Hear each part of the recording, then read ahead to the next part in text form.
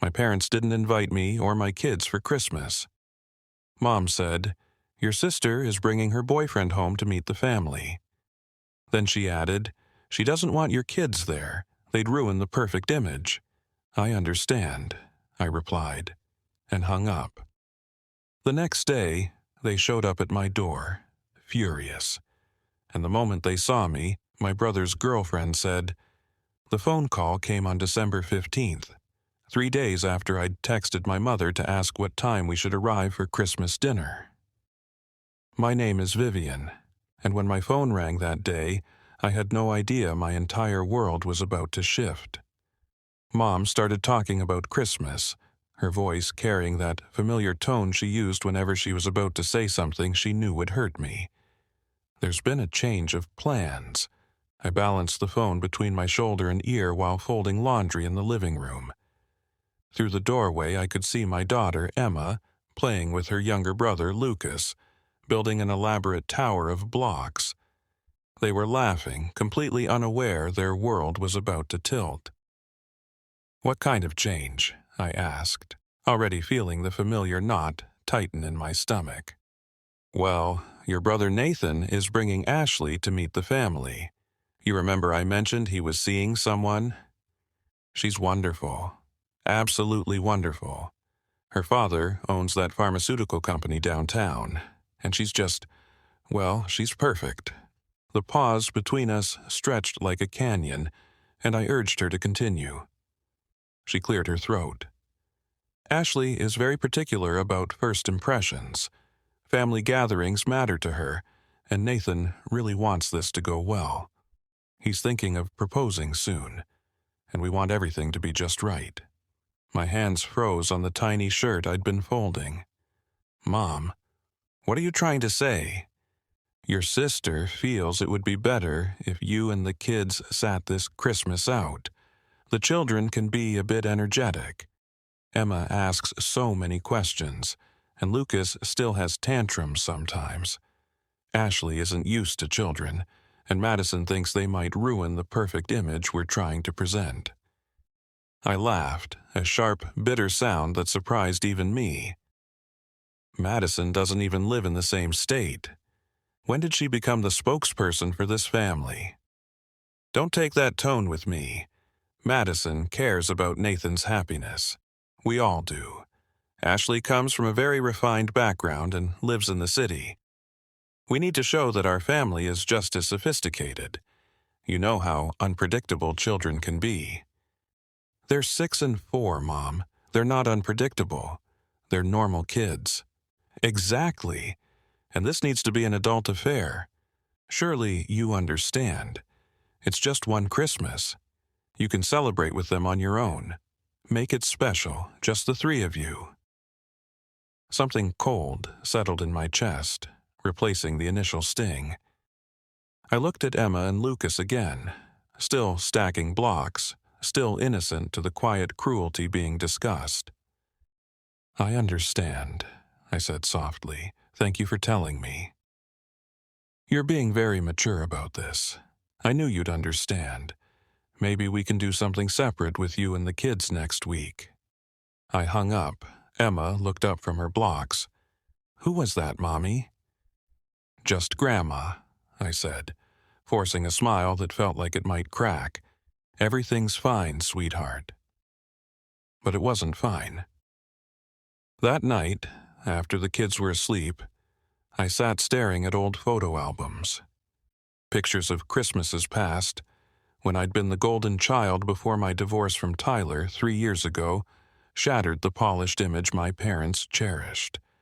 Back when I had a successful marriage, a beautiful home, and 2 adorable children who didn't interfere with anyone's social ambitions. After Tyler left me for his dental hygienist, everything changed. My parents were sympathetic at first, but their patience thinned as months turned into years and I struggled to rebuild. I moved into a modest rental, took a job as an administrative assistant at a law firm, and learned to stretch every dollar. My children, once the stars of family gatherings, became liabilities. Too loud, too messy, too much proof that their daughter hadn't maintained the perfect life they imagined. Madison, my younger sister, stayed unmarried and career-focused in New York, visiting twice a year, always in hotels, always carefully removed from my daily chaos. Nathan, the baby at 26, still lived at home working at Dad's accounting firm, the forever golden boy who could do no wrong. I should have seen this coming. Last Thanksgiving, Madison complained about Emma asking too many questions at dinner. "It's exhausting," she'd said to Mom without lowering her voice. "Can't she just eat quietly like a normal child?" Emma had been asking about cranberry sauce and whether cranberries grew on trees or bushes. She was curious and bright, and my sister found that inconvenient. The next morning, I woke with a clarity I hadn't felt in months. I got the kids ready, dropped them at school, and went to work with a plan forming. "You look different today," my boss, Robert Kingsley, said when I brought his coffee. Something happened. Robert, the senior partner at Kingsley Martian Associates, had been my supervisor for 2 years and something of a mentor. "My family uninvited me from Christmas," I said, surprising myself with my honesty. "My kids, specifically. They're worried my 6-year-old and 4-year-old will ruin the sophisticated impression they're trying to make for my brother's new girlfriend." He set down his pen and looked at me over his glasses. "That's remarkably cruel." "It is," I agreed, "and I'm done pretending it isn't." "What are you going to do about it?" "I don't know yet, but I'm not going to just accept it." "Good," he said. "Your family doesn't deserve your grace if they can't offer basic decency." That stayed with me all day. By the time I picked up Emma and Lucas, I'd made decisions. We were going to have the best Christmas we'd ever had. I was done making excuses for my family, and I was going to document everything. That night, I started a private blog, writing about the call, my parents' disappointment after my divorce, and the slow exclusion my kids and I endured. I didn't share it. It was just a record of what I'd been minimizing for 3 years. On December 16th, I took the kids to pick a tree. At a local farm, Emma and Lucas ran through the evergreens like they'd been set free. We chose a lopsided Douglas fir taller than our ceiling, and I didn't care. "This is the best tree ever," Lucas declared. "The very best," Emma echoed. As we tied it to the car, my phone buzzed. "What the hell did you say to Mom?" Madison demanded. "I said I understood." She called crying. "Nathan's furious. Do you know how important this is?" I said what she wanted to hear, I replied. "Your tone was horrible. What's wrong with you?" "What's wrong with me?" I repeated. She uninvited my kids to impress someone Nathan's dating. "Ashley is important. Sometimes we make sacrifices." "I'm family," I said. "Emma and Lucas are family." "This is bigger than your hurt feelings. Nathan's future is at stake." "Then I'm sure he'll have a lovely Christmas without us." I hung up. Emma watched me from the back seat. "Was that Aunt Madison?" "Yes, honey." She sounded angry. "She'll be fine." But Madison wasn't fine, and neither was the rest of my family. Over the next few days, my phone lit up nonstop with calls and messages. Dad lectured me about family loyalty. On December 18th, Mom sent long, emotional texts about how deeply my attitude had hurt her. On December 19th and 20th, Nathan called me selfish and accused me of being jealous that he'd found someone wonderful while I was still alone. By December 21st, every message went straight into my blog, carefully recorded. Instead, I focused on my children. We decorated our tree, made gingerbread houses, and watched every Christmas movie we could find. I took them ice skating for the first time because Tyler had always insisted it was too expensive. Emma fell at least 600 times and got up laughing every single time. Lucas clung to the wall for 45 minutes before finally gliding 3 feet on his own and shrieking, "I did it, Mommy! Did you see?" "I saw, baby. You were amazing." A rink attendant, a college-aged girl with kind eyes, skated over. "Your kids are adorable." "First time skating for all of us," I admitted. "I'm probably worse than they are." She laughed. "You're doing great. Family skate sessions are my favorite. You can always tell when people are making real memories, not just going through the motions." Her words stayed with me. My parents had taken us to expensive ski resorts, country clubs, yacht parties, but I couldn't remember a single moment that was just joyful, messy, and imperfect. That week, I started documenting our adventures on a private Instagram just for us.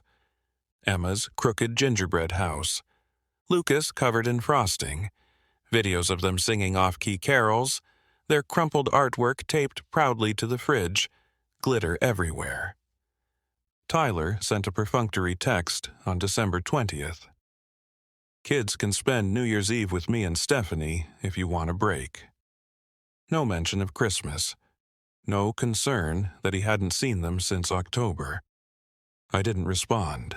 On December 22nd, Emma came home with a school art project, a family tree. I was the trunk. Emma and Lucas were the main branches. Smaller branches held names I didn't recognize. "Who's Miss Patricia?" I asked. "My teacher. She helps me with science questions." "And Mr. Chen?" "The librarian. He orders books for me." She traced another branch. "This is Sophie and her mom, Mrs. Rivera. She brings the best snacks. And this is us. And here's Grandma Helen and Grandpa Marcus." My parents' names were on the tiniest branch, barely connected. "You put your teacher and librarian on your family tree?" I asked gently. Emma looked at me seriously. "Family is people who care about you and show up for you.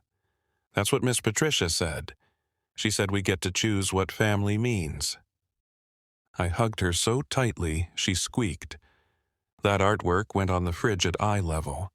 Every time I saw it, I felt sadness and relief. Sad that my 6-year-old already understood love isn't guaranteed. Relieved she knew her worth didn't depend on people who couldn't see it. As Christmas approached, the messages intensified.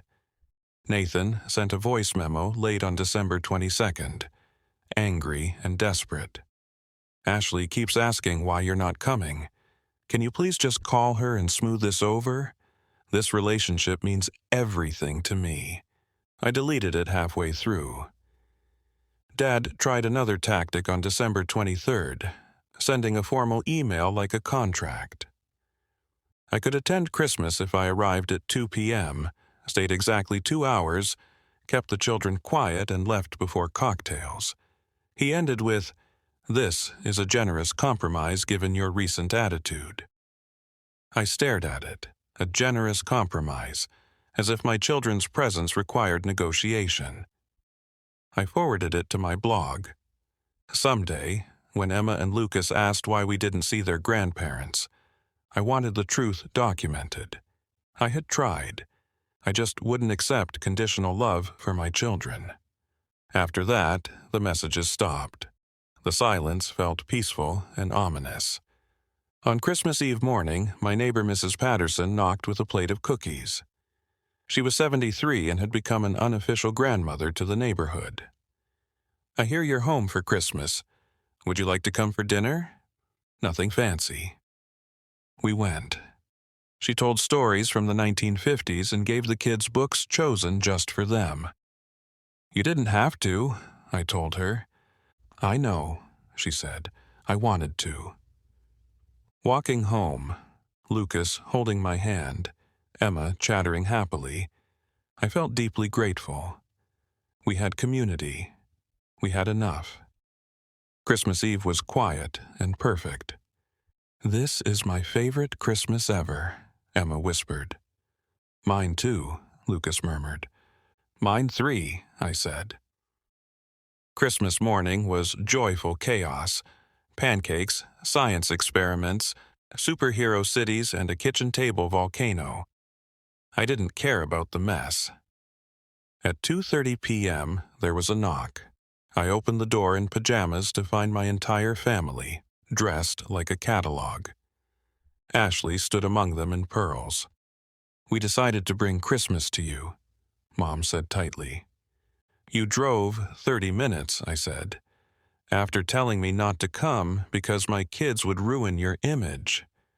Ashley's eyes widened. "You actually did that?" Silence fell. "You excluded your sister and her children for me," she said to Nathan. "That's not family." She turned to me. "I'm so sorry. I had no idea."